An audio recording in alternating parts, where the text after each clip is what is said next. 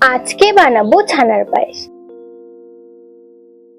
আমি এখানে 500 দুধ নিয়েছি। দুধটা জাল দিয়ে নেব।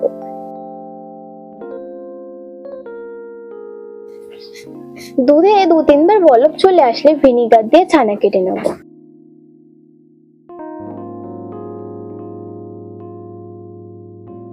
আমার ছানা কাটা হয়ে গেছে, এবার ছানাগুলো তুলে নেব।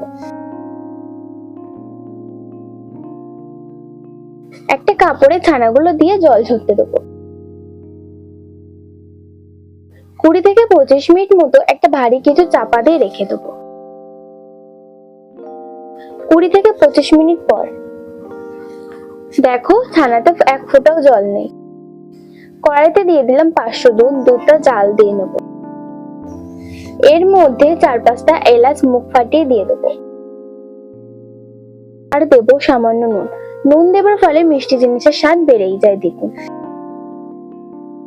এবারে দিয়ে দেবো কিছু ড্রাই ফ্রুটস।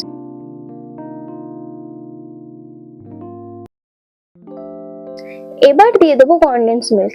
তোমরা এর পরিবর্তে চিনি ব্যবহার করতে পারো।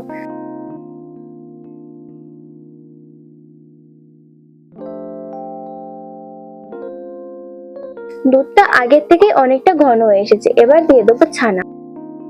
ছানাগুলো এরকম ভাবে ভেঙে ভেঙে দেব।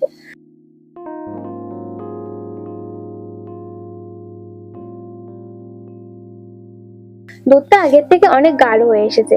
এরকম পর্যায়ে নামিয়ে নেব, কারণ ঠান্ডা হওয়ার পর দুধটা অনেকটা গাঢ় হয়ে আসবে। ছানার পায়েসটা ফ্রিজে 2 থেকে 3 ঘন্টা মতো রেখে দেবো। 2 থেকে 3 ঘন্টা পর দেখো ছানার পায়েসটা কতটা সুন্দর সেট হয়েছে। এর উপর কিছু ড্রাই ফ্রুটস ছড়িয়ে দেবো।